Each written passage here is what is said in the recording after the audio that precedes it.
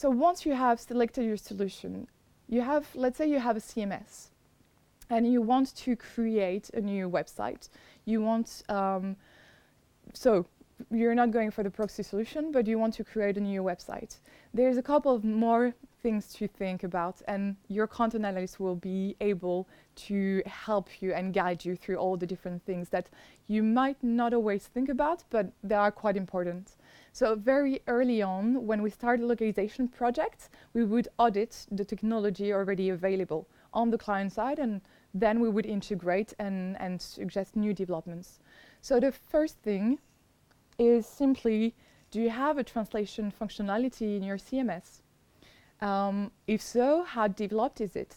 For some clients, we have a translation module, but it's only sending email notification to the project managers, and they will pick up the content. But sometimes clients also have a full homegrown CMS dedicated to translation as well.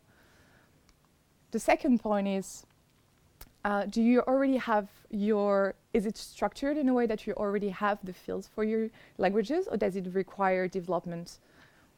It can be scary for IT teams, but usually it always works out.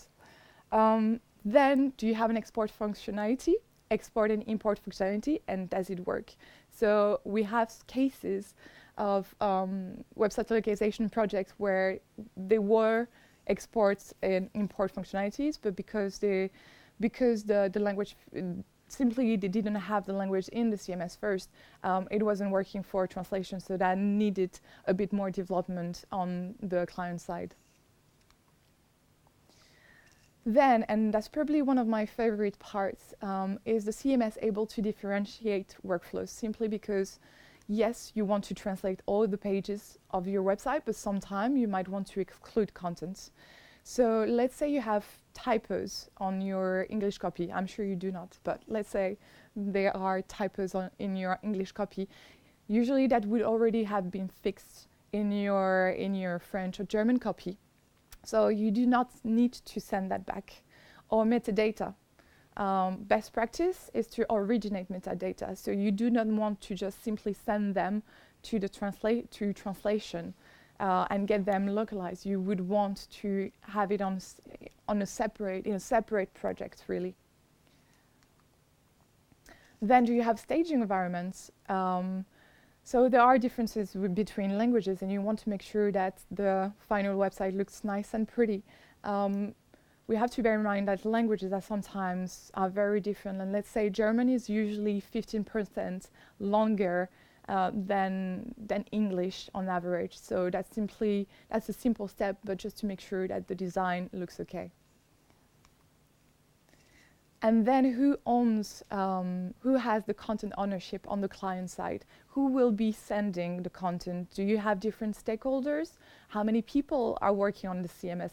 That's also important, because then you do not want to have several people sending the content. That might mean that irrelevant content will be sent to the translation agency, and you will have extra costs.